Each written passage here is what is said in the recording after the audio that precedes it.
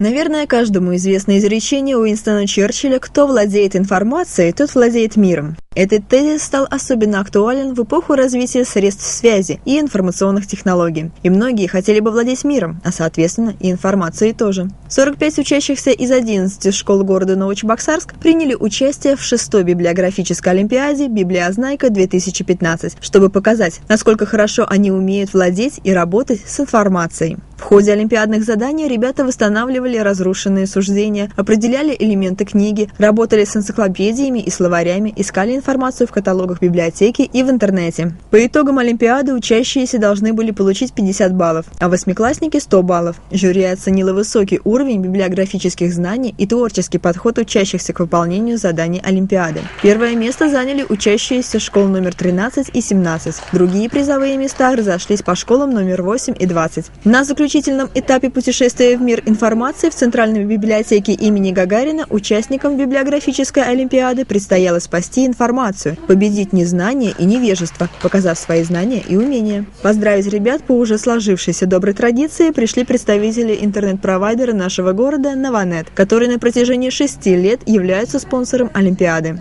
Победители получили дипломы 1, 2 и 3 степени, а также призы от интернет-провайдера Нованет. Все участники олимпиады получили сертификаты участника и памятные подарки. Я очень рада, что попала на эту олимпиаду. Я думаю, что каждый человек бы хотел бы оказаться, но не смог, потому что некоторые учатся хорошо, некоторые плохо.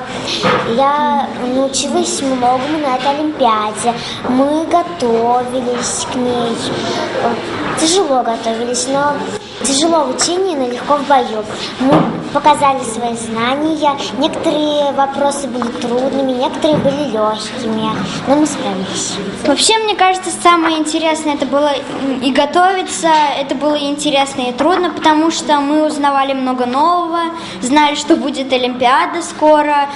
Вот когда была олимпиада, мы пришли, мы друг друга в основном никто не знал, потому что мы из других школ, из разных школ, все сидели и молча делали, как будто все были уверены в своих достижениях на 100%.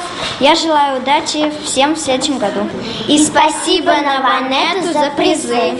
Победа – это результат большой работы не только конкурсанта, но и его руководителя. Поэтому администрация МБУ «Библиотека» выразила благодарность школьным библиотекарям и сотрудникам городских библиотек, которые активно включились в подготовку к олимпиаде, поддержали, помогли, направили учащихся к победе. Наталья Журавлева, Петр Куприянов. Новости Новочебоксарска.